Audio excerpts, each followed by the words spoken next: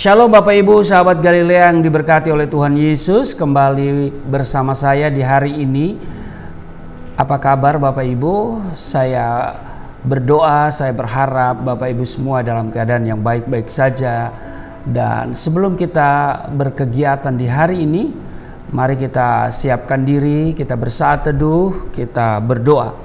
Segala hormat kemuliaan hanya bagimu Bapa, di dalam nama Tuhan Yesus. Kami datang di hadapan-Mu dengan penuh sukacita, mengucap syukur buat kebaikan-Mu yang Engkau nyatakan dalam kehidupan kami.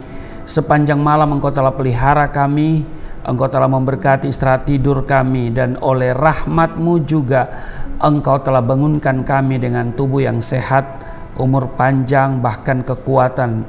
Dan Engkau beri kesempatan kami ada di hari ini bukan kebetulan. Kami mau menyenangkan Tuhan. Dan karena itu sebelum kami beraktivitas, kami hendak membaca, mendengar dan merenungkan firman-Mu. Urapi kami, buka hati pikiran kami, urapi hamba-Mu, dan setiap apa yang kami baca, dengar dari firman-Mu tidak untuk dilupakan, tapi itu termaterai di dalam hati kami, menjadi rema dalam hidup kami.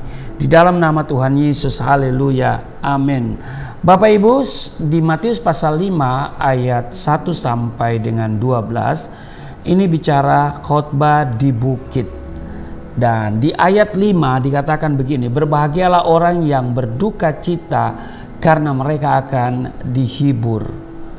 Bapak Ibu, yang namanya berduka cita pasti sangat berbeda dengan yang disebut berbahagia. Betul? Nah, duka cita adalah lawan dari kata kebahagiaan.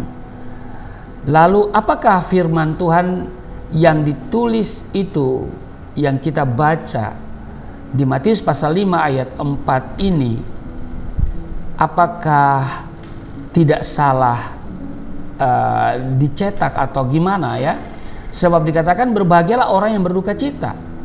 Jadi orang yang berduka cita disebut berbahagia. Sementara kembali lagi saya katakan bahwa duka cita itu berbeda dengan kebahagiaan. Bahkan duka cita itu lawan dari kebahagiaan.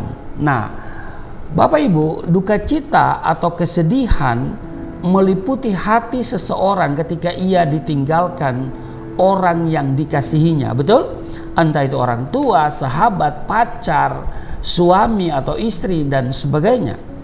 Nah, duka cita yang kita rasakan seolah-olah tidak terobati meskipun terus dihibur oleh banyak orang.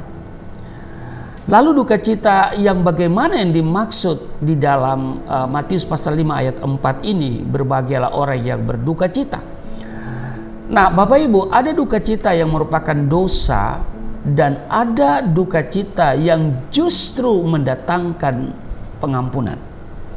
Nah, duka cita yang merupakan dosa adalah kemurungan yang berlarut-larut karena putus asa, kecewa, atau kesedihan yang mendalam terhadap perkara yang sia-sia. Karena itu ditulis di dalam 2 Korintus pasal 5 ayat 10, duka cita yang dari dunia ini menghasilkan kematian. Nah, adapun duka cita yang mendatangkan pengampunan adalah duka cita karena dosa.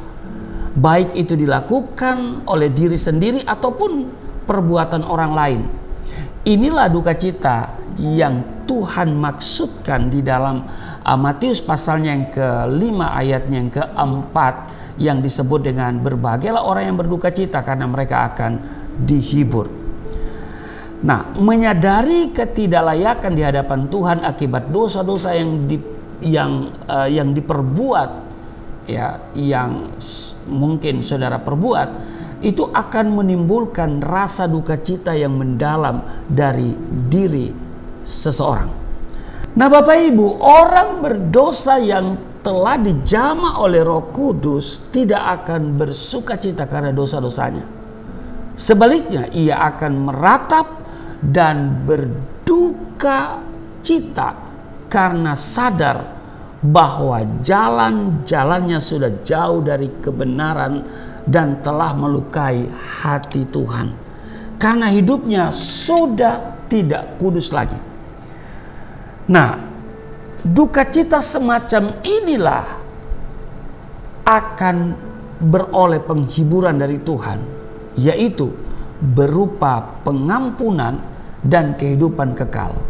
Tuhan akan mengubah ratap itu menjadi tari-tarian karena Tuhan Yesus sudah menanggung segala dosa-dosa kita di atas kayu salib.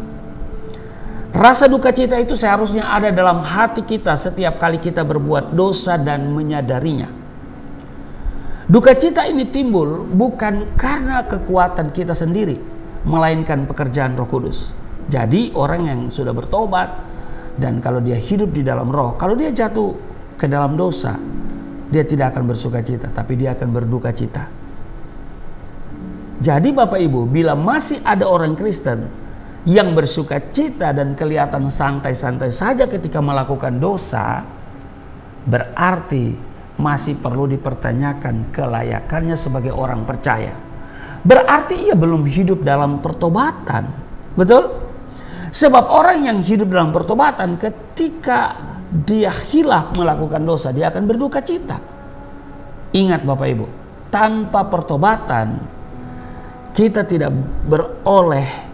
tidak akan memperoleh bagian di dalam kerajaan surga. Nah, Alkitab mencatat hal ini di dalam Ibrani pasal 12 ayatnya yang ke-15. Tanpa kekudusan tidak seorang pun akan melihat Tuhan.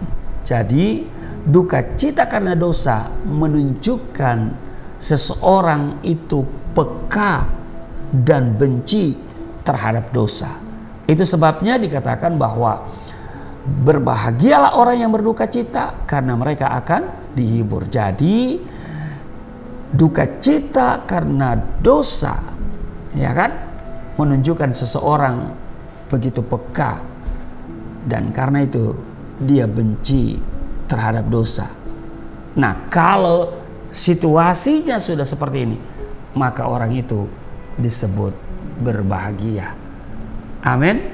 Karena dia menyadari bahwa dia telah berdosa dan karena itu dia berduka cita, maka dia akan memperoleh penghiburan. Dia disebut berbahagia. Amin. Tuhan Yesus memberkati. Mari kita berdoa. Terima kasih Tuhan untuk hari ini kami diingatkan supaya tidak bersuka cita ketika kami berbuat dosa, tetapi sebaliknya kami akan berduka cita ketika kami jatuh ke dalam dosa. Kami tidak akan pernah lagi hidup santai-santai saja ketika melakukan dosa, karena kami percaya bahwa kami sudah ditebus oleh darah Kristus. Maka kami berusaha untuk hidup di dalam kekudusan. Terima kasih, biarlah Roh Kudus memampukan kami untuk hidup dalam kekudusan dan hidup dalam pertobatan yang sungguh-sungguh. Berkati seluruh sahabat Galilea dimanapun mereka berada dalam tugas kerja mereka hari ini. Pertolongan Tuhan sempurna, perlindungan Tuhan sempurna. Setiap mereka yang beraktivitas, yang melakukan kegiatan baik di dalam rumah maupun di luar rumah, Tuhan pelihara, tidak jatuh, tidak celaka, terhindar dari segala rancangan yang jahat. Di dalam nama Tuhan Yesus, haleluya, amin.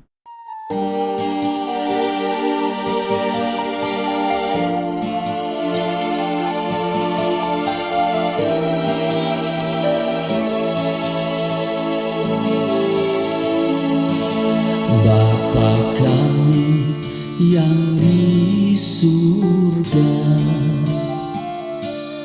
dimuliakanlah nama-Mu. Datanglah kerajaan, jadilah kehendak-Mu di bumi seperti di surga.